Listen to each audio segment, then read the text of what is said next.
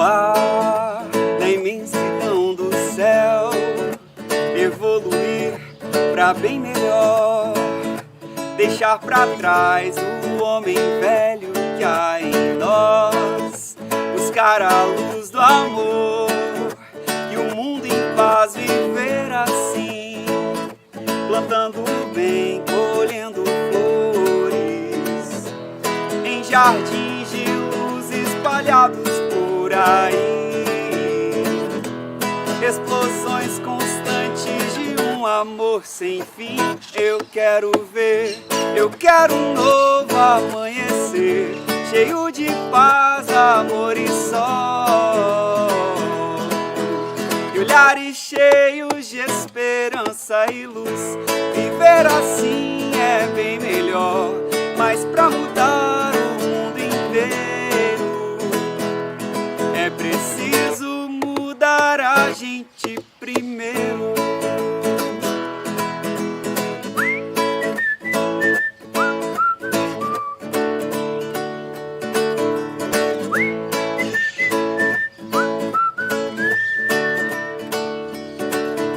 Voar na imensidão do céu, evoluir pra bem melhor, deixar pra trás o homem velho que há em nós, buscar a luz do amor e o mundo em paz viver assim, plantando bem, colhendo flores em jardins de luz espalhados por aí, explosões constantes de um amor sem fim. Eu quero ver, eu quero um novo amanhecer, cheio de paz, amor e sol, e olhares cheios de esperança e luz. Viver assim é bem melhor, mas pra mudar o mundo inteiro é preciso mudar a gente primeiro.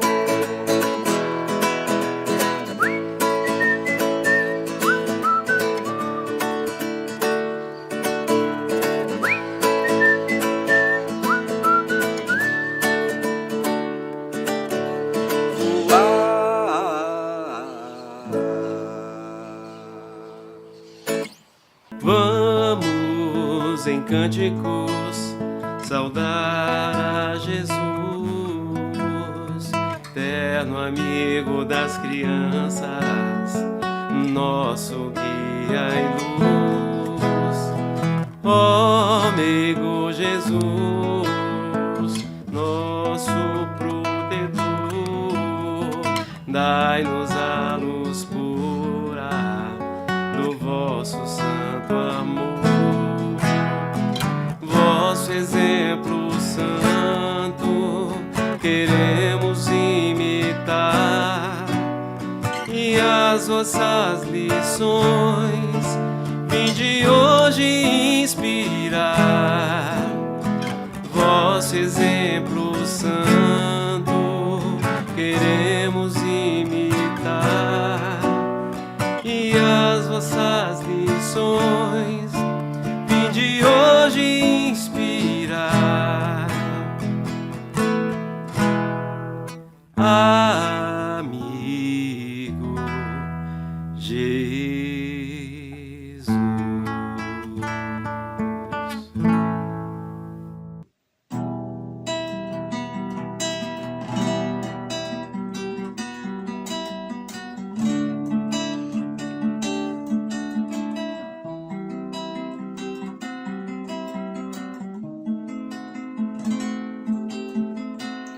Eu quero ver o sol brilhar e a luz vencer a escuridão, a porta abrir, o amor brotar em flor em cada coração, a vida transpirando plena em formas naturais, e os homens cada vez mais perto de seus ideais.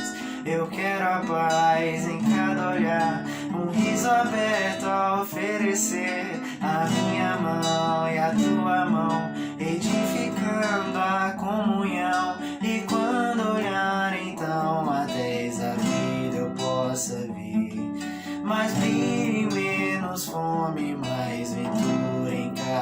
você. Urge saber como posso servir, retirar as pedras do caminho. Senhor, o que queres que eu faça? Além de me banhar nas águas da transformação. Senhor, o que queres que eu faça? Do amor que quer romper as portas do meu coração. Sonhando que possa varrer do mundo a face escura da opressão. Senhor, o que queres que eu faça? Além de me banhar nas águas da transformação. Senhor, o que queres que eu faça? Do amor que quer romper as portas do meu coração. Sonhando que possa varrer do mundo a face escura da opressão.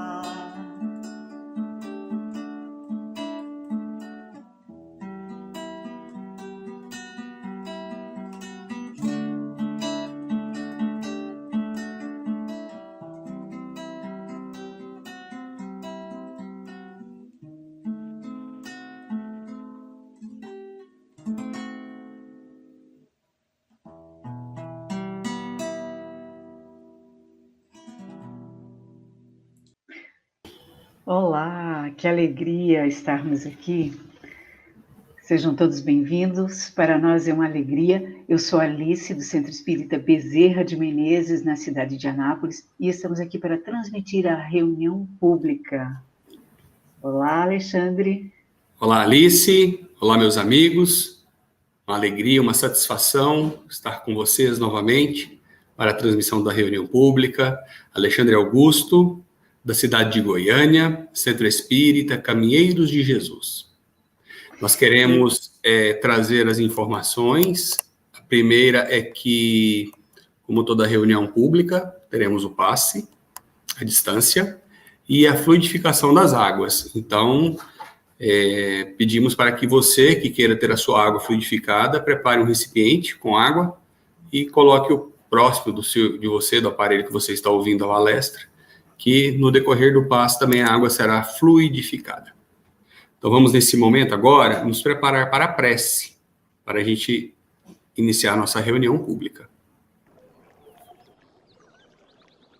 Vamos fechar os nossos olhos, elevar o nosso pensamento ao alto, trazer à nossa tela mental a figura amorosa de Jesus, bondoso amigo Jesus, benfeitor de nossas vidas.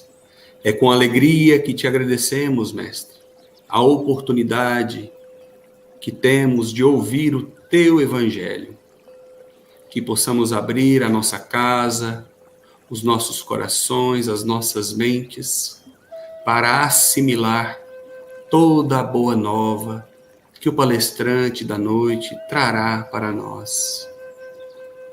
Que possamos compreender e agir de acordo com as instruções recebidas. Que o Senhor possa, Mestre querido, velar por cada um de nós. Graças a Deus e que assim seja. Hoje nós teremos o tema o orgulho e a humildade.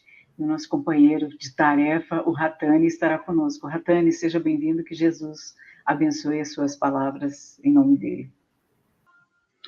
Boa noite, meus irmãos, sejam muito bem-vindos a mais uma palestra do nosso Evangelho, dando sequência aos nossos estudos de hoje, do capítulo 7 do Evangelho segundo o Espiritismo, Bem-aventurados os pobres de espírito, os itens 11 e 12, o orgulho e humildade. Quando a gente fala de uma ideia de orgulho e humildade, se tem, ao longo da nossa história, muitas interpretações sobre a ideia de orgulho e também de humildade. O orgulho ele vem associado, às vezes, até uma ideia boa, no sentido de ter orgulho de algo. Sou orgulhoso do trabalho que eu faço, sou orgulhoso da família que tenho, da posição que eu ocupo. Só que para a gente ter uma ideia mais clara sobre o orgulho, nós precisamos compreender ele como um sentimento vicioso, um defeito do qual nós precisamos extirpar de nós, retirá-lo de nós. E a humildade também nós precisamos ter uma nova compreensão a respeito do seu significado, daquilo que ela representa. Porque a humildade, ela sempre vem associada a uma ideia de pobreza. E nós vamos entender que não é bem assim. A humildade é virtude muito esquecida entre vós. Os grandes exemplos que dela vos foram dados são raramente seguidos. Contudo, sem humildades, podeis ser caridosos para com o vosso próximo? Essa é uma pergunta muito interessante. Porque quando nós paramos para pensar na ideia de humildade, nós precisamos entender que humildade está em se colocar a serviço do outro, a auxiliar o outro, a ajudar o outro, sem uma ideia de superioridade, de estar acima do outro porque você está prestando um auxílio. E se a gente não consegue fazer isso, a gente não está fazendo a caridade verdadeiramente. Então a humildade ela serve como um complemento para a execução da caridade na sua real essência. O que isso quer dizer? Que quando a gente executa uma caridade, quando a gente auxilia o outro, simplesmente buscando auxiliar para mostrar que nós temos a capacidade de ajudar o outro, de superioridade, a gente não está sendo caridoso. A humildade significa a gente se colocar na possibilidade de ajudar o outro, de modo que esse outro perceba esse auxílio no sentido de um irmão auxiliando, e não de uma pessoa que está acima dele, porque senão ele vai se sentir humilhado. E isso vai exaltar a nossa vaidade e, por consequência, o nosso orgulho de poder exaltar, eu ajudei fulano, eu ajudei ciclano. E isso não é verdadeiramente ser caridoso, muito menos humilde. Ou seja, sem humildade, a nossa caridade ela carece de elementos para que ela seja, de fato, efetiva, de modo que ela auxilie os outros, seja no intuito de você conversar com uma pessoa, de você doar algum bem, doar roupa, seja no intuito de você dar o seu tempo, porque também nesses atos de caridade que incluem a prática de fazer o bem para o outro, com uma conversa, por exemplo, a gente tem que se colocar num patamar de igualdade com este indivíduo, de estar ao lado dele, de buscar o auxiliar, seja da forma que for. Sem a humildade, apenas vos adornais de virtudes que não possuís, como se trouxesseis um vestuário para ocultar as deformidades do vosso corpo. Como eu já comentei anteriormente, quando a gente faz qualquer ato de bondade ou de benevolência sem humildade, isso implica em apenas ostentação, de exacerbar o nosso orgulho, a nossa vaidade, no sentido de dizer para os outros, olha, veja como eu sou caridoso. Às vezes nem se trata de dizer propriamente para as outras pessoas à nossa volta que nós fazemos o bem, mas da própria pessoa para a qual a gente faz o bem, ficar reconhecendo e isso nos ser exaltado. Entendam, não é ruim você receber o agradecimento da pessoa a qual você está auxiliando.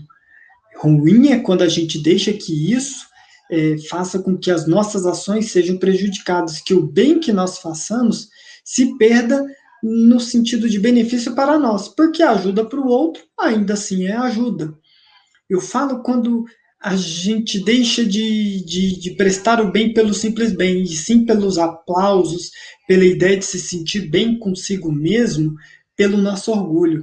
Olha como eu sou bondoso, olha como eu ajudo as pessoas.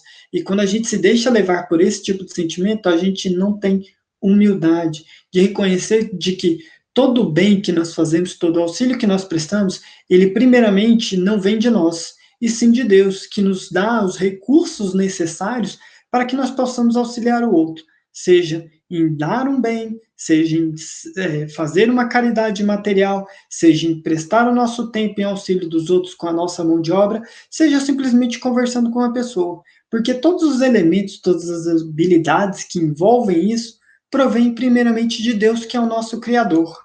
Então, quando nós nos colocamos no patamar de se dizer como o benfeitor, aquele que faz o bem, nós esquecemos de reconhecer a nossa paternidade divina, que é aquele que tudo nos dá, que tudo nos oferece. Então nós temos que saber sermos caridosos nesse sentido, em reconhecer que o bem, ele está acima de nós. Fazer o bem é uma oportunidade divina que Deus nos concede e, por consequência, nós auxiliamos o outro nesse processo através da bondade divina. E não nós somos o agente direto. Então, ter gratidão pela oportunidade de fazer o bem e reconhecer que qualquer aplauso, qualquer elogio que nós recebamos pelo bem que nós fazemos, devem ser dirigidos ao autor da vida, a Deus Criador. Ele que merece esses agradecimentos, porque ele que nos propiciou a oportunidade de estarmos realizando essas tarefas, esses auxílios que nos engrandecem e nos enriquecem quando eles são bem aproveitados, quando eles são bem utilizados.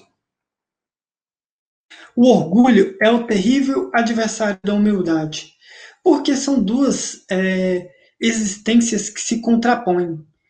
Não se dá para ser humilde sendo orgulhoso, porque o orgulhoso ele sempre se julga acima daquilo que ele é. Ele se coloca numa posição de ser o mais supremo bem, o melhor naquilo que ele faz, em colocar os outros abaixo dele, e não reconhecer que as pessoas que estão ao lado dele são irmãos, que necessitam do amparo, que necessitam do auxílio. Não se trata de se ter habilidades e competências maiores ou menores, porque cada um vem na Terra, na sua encarnação, com habilidades e competências e desafios que são compatíveis às necessidades que ele tem para se desenvolver enquanto espírito eterno. E isso nós temos que entender, que todos nós somos espíritos eternos em aprendizado e que todas essas habilidades, talentos, dons, nada mais são do que empréstimos da providência divina para o nosso auxílio, para o nosso desenvolvimento. Então, quando nós nos supomos maiores do que somos, quando nós nos envaidecemos disso, nós estamos sendo orgulhosos. E a humildade se trata de reconhecer que tudo isso é empréstimo do Pai, que tudo aquilo que nós temos serve para o auxílio do nosso próximo e não para a nossa própria vaidade, para o nosso próprio orgulho. Por isso que o orgulho é um adversário tremendo da humildade, porque ele vai de encontro, né? Ele conflita com aquilo que a humildade traz. E aí nós temos essa ideia de humildade. Nós temos que entender que a humildade, ela não é um sinônimo de pobreza, de falta de recursos. Jesus fala sobre a ideia dos ricos, porque na época dele, os ricos tinham que tudo aquilo que eles recebiam era um mérito deles, né? Porque eles eram de uma essência mais pura, né? De uma alma diferente das outras almas, né? Dos mais pobres. Então, por isso que Jesus fazia essas referências à riqueza e à pobreza, e muitas vezes vinculava essas virtudes. Mas não é o caso.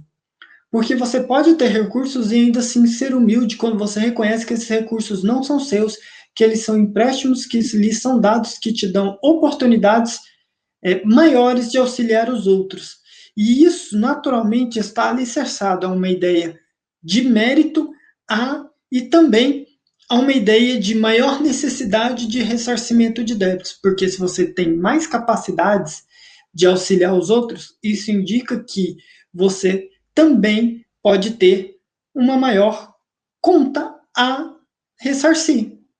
Como nosso querido irmão Paulo, né, falava, né, o amor cobre a multidão de pecados. E quando se tem mais oportunidades de se fazer o bem, de se auxiliar os outros, mais oportunidade você tem de ressarcir os seus erros do passado.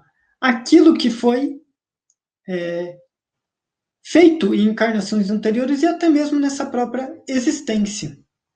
Então, quando nós falamos de uma ideia de humildade, ela não necessariamente está alicerçada uma ideia de posses, porque você também pode ser orgulhoso mesmo não possuindo grandes recursos. Ter orgulho da sua condição no sentido de não aceitar a ajuda dos outros, mesmo quando necessite, por exemplo. Quem de nós nunca teve dificuldade de aceitar a ajuda dos outros, mesmo quando estava em dificuldade? Que nunca disse, não, pode deixar que eu resolvo sozinho, quando alguém estava oferecendo ajuda. Ainda que essa pessoa estivesse oferecendo ajuda para poder exaltar vamos dizer, superioridade dela naquele momento. Porque nós percebemos que na criação Deus criou todos os seres humanos da mesma origem. Todos os espíritos foram criados do mesmo princípio. O que nos diferencia hoje é uma questão de débitos e necessidades em termos de encarnações, que não tem ligação com a criação primeira nossa, né, com a criação divina de Deus, e também com uma questão evolutiva. Todos nós partimos do mesmo ponto de saída, do mesmo ponto da criação. A diferença é que alguns de nós avançaram mais rapidamente, e isso não está por uma questão de favoritismo, simplesmente por uma questão de livre-arbítrio nossa. Nós escolhemos onde nós estamos atualmente. Na balança divina são iguais todos os homens, só as virtudes os distinguem aos olhos de Deus. Como eu disse, na questão evolutiva, né, no aprimoramento de bondade, de benevolência, das virtudes, é o que nos distingue uns dos outros. Nós desenvolvemos algumas habilidades, enquanto outros, na sua caminhada evolutiva, desenvolveram outras, enquanto a maioria de nós simplesmente preferiu ficar retardatário, preferiu não evoluir, se revoltar com a divindade, e, portanto, nós ainda estamos atrasados na evolução por uma escolha nossa. Nesse sentido, quando nós olhamos isso, nós percebemos que Deus é sempre justo e Ele dá aquilo de que nós necessitamos no momento de que nós necessitamos. E aqui vem um conselho para todos nós. Todos vós, dos homens que sofreis injustiças, sede indulgentes para a falta dos vossos irmãos, ponderando que também vós não vos achais isentos de culpa. Isso é isso caridade, mas é igualmente humildade. Ser como essa pena nessa imagem, né? Que apesar de estar em cima da água, ela não se deixa afundar. E nós temos que aprender essas lições, que por mais que nós sejamos caluniados, por mais que as pessoas sejam injustas conosco, o que isso é perante a eternidade, perante o plano espiritual? Todos os sofrimentos do mundo, eles cessam com a vida. Quando nós desencarnamos, recebemos os méritos das nossas ações ou os débitos daquilo que nós executamos. Então, a gente não deve se preocupar muito com as dificuldades que nós sofremos. Se o nosso proceder é justo, se nós estamos fazendo de forma correta, estamos praticando todo o bem que nós podemos nas nossas ações, nós não devemos nos preocupar com aquilo que vão dizer sobre nós, com o que vão falar sobre nós, contanto que nós tenhamos pureza nos nossos atos, adequadas às morais que nos são ensinadas. E essas morais são fundamentais para o nosso bom proceder, para que nós sejamos justos com as pessoas à nossa volta. Se sofreis pelas calúnias, abaixai a cabeça sobre essa prova. Que vos importa as calúnias do mundo? Se é puro o vosso proceder, não pode Deus vô-las compensar? É claro que Ele pode, Ele sempre pode, porque Deus é o autor da vida. Mas a gente tem que entender também que nem sempre essas compensações virão na forma de uma ideia de vingança, no sentido de que a pessoa que nos calunia vai sofrer. Isso acontece? Sim, acontece. Mas não é essa a recompensa de que ele fala. A recompensa é do serviço bem cumprido, da tarefa bem executada, da gratidão daqueles aos quais você ajudou nesse processo, mesmo com essas dificuldades. É esse reconhecimento que, quando eu chegar no mundo dos espíritos, você vai ter, das pessoas que você ajudou, que já transcenderam nessa passagem. Então, a gente não tem que se preocupar com o que as pessoas falam de nós, das nossas ações. Nós temos que fazer todo o bem que nós podemos, porque isso é o que é contabilizado no plano espiritual, as nossas boas ações.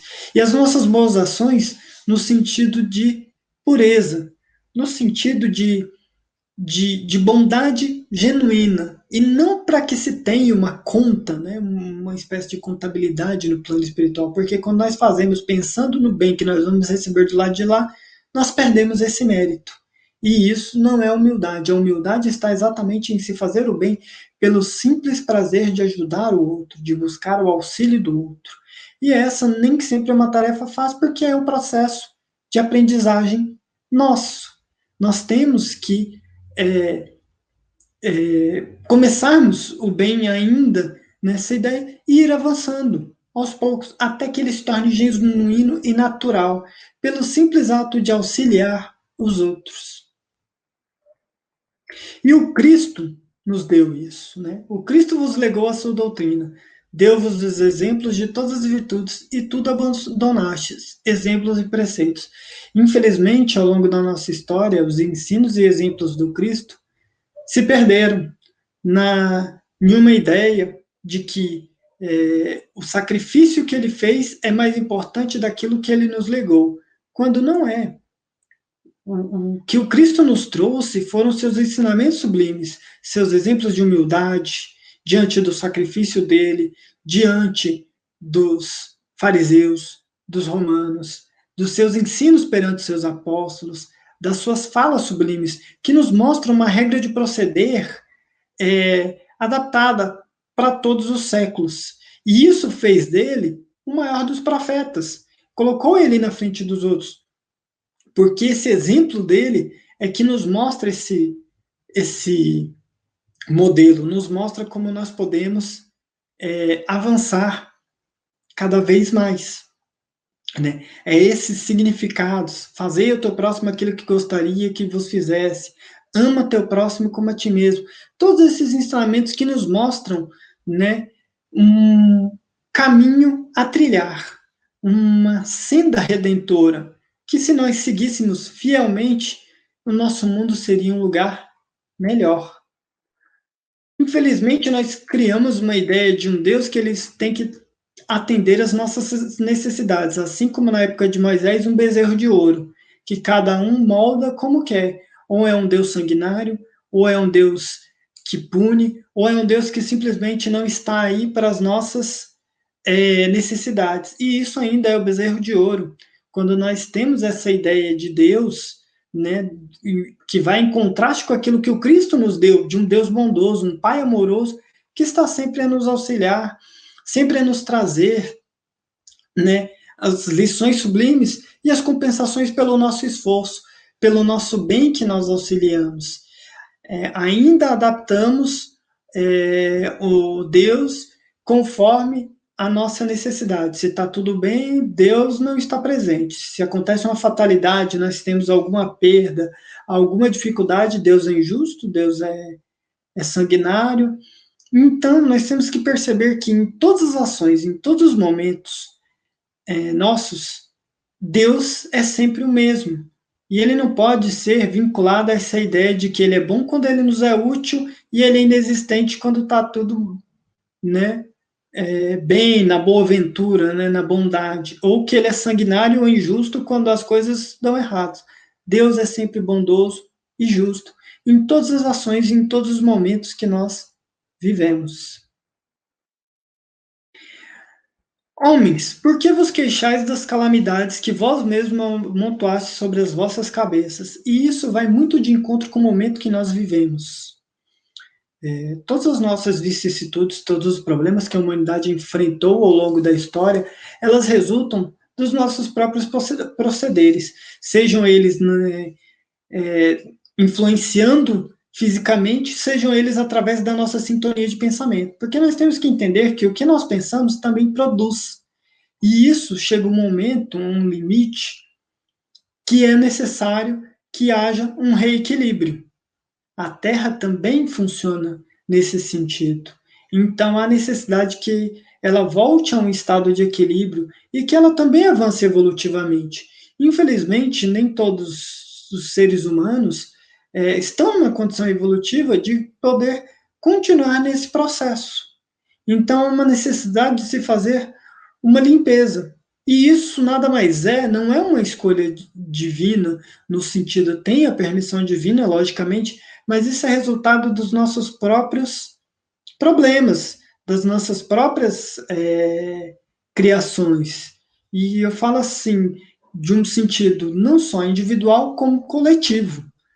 Nós, enquanto seres humanos individuais, com os nossos pensamentos, com os nossos sentimentos, com as nossas ações, vamos muitas vezes criando elementos que vão se ligando às ações, pensamentos e sentimentos dos outros seres humanos, o que cria uma coletividade que acaba tendo que responder por isso, coletivamente e individualmente, porque ao lado das dificuldades que nós enfrentamos, né, coletivamente com essa pandemia, nós também temos as necessidades individuais, as dificuldades individuais que essa pandemia trouxe, além da própria pandemia em si, as dificuldades financeiras, as dificuldades de recurso, e também um momento para fazer com que nós reflitamos no bem que nós podemos fazer, no auxílio que nós podemos dar. Pensem na oportunidade que nos é dada de auxiliar as pessoas à nossa volta que estão passando necessidade. Porque muitas vezes aquilo que nós temos, que para nós é o necessário, pode ser supérfluo, que para o outro pode ser vital. E nesse momento, é importante que nós reflitamos nesse sentido. Saber como a gente pode auxiliar o outro, como nós podemos contribuir para facilitar a vida do outro na situação que nós vivemos nesse momento. Generaliza-se o mal-estar. A quem culpar senão a vós mesmos que incessantemente procurais esmagar-vos uns aos outros? E infelizmente, nesse momento que nós vivemos, nós tivemos várias situações onde mostrou-se a cobiça do ser humano, a não preocupação com o outro, né? A correria desenfreada por recursos de alimentação, de higiene, sem se preocupar que isso poderia fazer falta para o outro, para aquele que não tem condições de comprar o suficiente, muitas vezes. E a gente nos preocupou com isso, contanto que o nosso lado estivesse satisfeito. E isso claramente mostra ainda a nossa necessidade de evoluirmos, de nós aprendermos a olhar para o outro, do que o outro está precisando, daqueles que já passavam necessidade nesse momento, como eles estão. Essas reflexões que nós temos que fazer. E não só reflexões, mas ações, no sentido de auxiliar essas pessoas, de auxiliar elas, buscando dar elementos para que elas tenham esperança, para que elas tenham fé. Fé não só em Deus, na providência divina, na espiritualidade, mas na própria humanidade. Nesse momento, nós percebemos que o número de ações aumentou. E isso tem que se mostrar um momento para nós, para que nós reflitamos nesse sentido, de que nós busquemos essa melhoria nossa, enquanto pessoas, enquanto sociedade, enquanto humanidade. Não podeis ser felizes sem mútua benevolência. Mas como pode a benevolência coexistir com o orgulho? Não, simplesmente não pode. A benevolência com o orgulho, ela deixa de ser benevolência porque você não está sendo benevolente com o outro em necessidade, você está sendo simplesmente ostensivo, você está ostentando uma bondade que você não tem. O orgulho eis a fonte de todos os vossos males, aplicai-vos, portanto, em destruí-los, se não lhes quiserdes perpetuar as funestas consequências, ou seja, enquanto nós buscarmos simplesmente olhar ao nosso lado, que nós somos o mais importante, que nós somos o indivíduo que mais vale a pena salvar nesse momento, situações como essa vão continuar se repetindo. E a história mostra isso. Nós tivemos uma infinidade de pandemias que vem se repetindo ao longo de períodos, que é para mostrar para a humanidade que o comportamento que ela tem não pode continuar, porque senão isso vai continuar a se repetir. Nós continuaremos a ter outras doenças, outras pandemias, outros problemas infinitos que vão continuar até que nós aprendamos essa lição de benevolência para com os outros, de se livrar do orgulho. O único meio se vos oferece para isso, mas infalível. tomardes para a regra invariável do vosso proceder a lei do Cristo, lei que tendes repelido ou falseado em sua interpretação, ou seja, os ensinamentos sublimes. Façais aos outros aquilo que gostaria que vos fizesse, perdoai para que Deus vos perdoe, façais as pazes com seu inimigo enquanto está a caminho, amar o próximo como a ti mesmo, né? E todas essas passagens que nos ensinam sobre esse amor ao nosso próximo, e nosso próximo não só no nosso núcleo familiar, mas nas pessoas à nossa volta, no mundo à nossa volta. Porque quando falo pessoas à nossa volta, não é nossa vizinhança, o nosso bairro, a nossa cidade, é o mundo. Não só do plano físico, como do plano espiritual. Então nós temos que ter este compromisso de buscar essa melhoria constante e utilizar o Cristo como modelo, fazendo uma reflexão que o Cristo faria nas mais variadas situações que nós vivemos no dia a dia. E isso, com certeza, vai nos trazer benefícios. E para finalizar, meus irmãos, uma reflexão do Cristo, né? Bem-aventurados os pobres de espírito, porque deles é o reino dos céus. São Mateus, capítulo 5, versículo 3, que traz essa lição, né? Que quando Cristo fala desses pobres de espírito, não eram das pessoas desprovidas de conhecimento, mas daqueles que recebiam a sua lição imortal, né? Os seus ensinos sublimes, com humildade, e faziam o melhor possível para tentar seguir.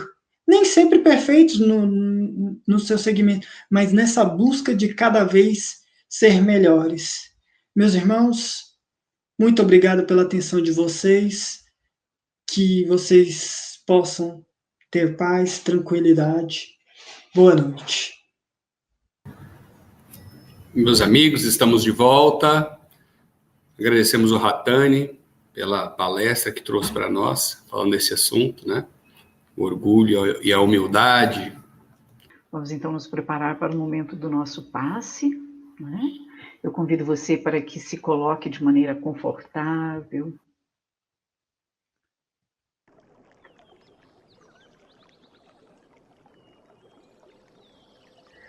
Pensemos em Jesus, o amigo, o mestre, o modelo a ser seguido por nós. Amigo Jesus, aqui estamos, Senhor. Nos reunimos em Teu nome.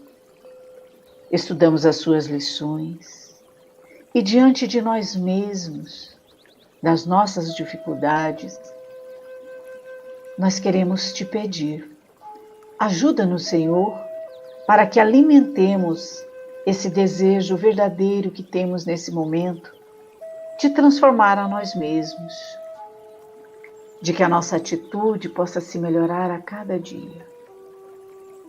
Te rogamos também, Senhor, pelas nossas crianças, mergulhadas num universo de tantas informações, que a luz do Teu Evangelho possa chegar a cada dia a mais lares, que a oração em família seja a luz que resplandece em todos os corações.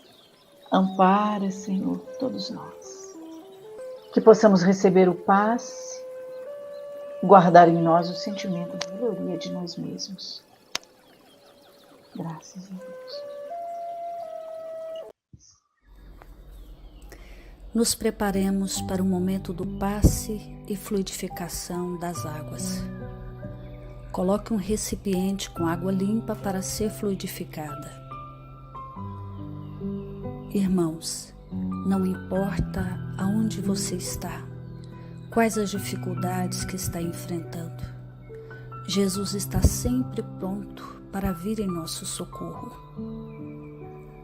Coloque-se de maneira confortável, que lhe facilite a concentração e a receptividade. Respire lenta e tranquilamente. Inspire, expire. Inspire, expire. Encha seus pulmões de ar e solte bem devagar. Deixe que energias de tranquilidade e paz penetrem seus pulmões, circulem por todo o corpo Sua alma, em harmonia com o corpo, se sente tranquila e em paz. Mentalizemos a passagem de Jesus. Dia claro, os raios dourados do sol iluminam a paisagem alegre de Cafarnaum. Casario branco, trepadeiras multicoloridas e pássaros saltitantes enchem a paisagem de otimismo. A notícia das curas atraía a multidão dos necessitados. Subitamente Jesus aparece, esguio e belo. A túnica desce-lhe até os pés. Ao pôr do sol, todos os que tinham doentes atingidos de males diversos traziam-nos, e ele, impondo as mãos sobre cada um, curava-os. Assim narra o evangelista Lucas. Mentalize Jesus se aproximando de você. Ele impõe as mãos amigas sobre a sua cabeça. Perceba que de suas generosas mãos cai uma cachoeira de águas claras e puras, vindas do seu amor a te banhar. Derramam-se em sua cabeça, descem pelos ombros, banham todo o seu ser, te trazendo paz, serenidade, equilíbrio. Limpam todas as impurezas e te pacificam. Sinta estas águas te banhando, limpando. Respire. Mentalize agora Jesus como sol diante de você. Sua luz, seu calor te envolvem. Sinta as energias curadoras que emanam do Cristo em sua direção. Ele ouve as suas preces. Confie nele. Seu amor é infinito e te acompanha e protege, oferecendo de tudo o que necessitas. Confie. Absorva as energias curadoras de Jesus. Sua luz te envolve. Sinta essas energias percorrendo todo o seu corpo. Sinta-se fortalecido e em paz. Senhor Jesus, divino amigo, estende as tuas mãos generosas, Senhor, e transforma estas águas em remédio para os nossos males físicos e espirituais. Guarda-nos, Jesus, em sua paz. Estende as vibrações de amor em benefício do meu lar, Senhor. Que aqui possa reinar a paz, a saúde, a tranquilidade. Nós lhe rendemos graças, Jesus. Fica conosco hoje e sempre. Graças a Deus. Faça uso da água fluidificada.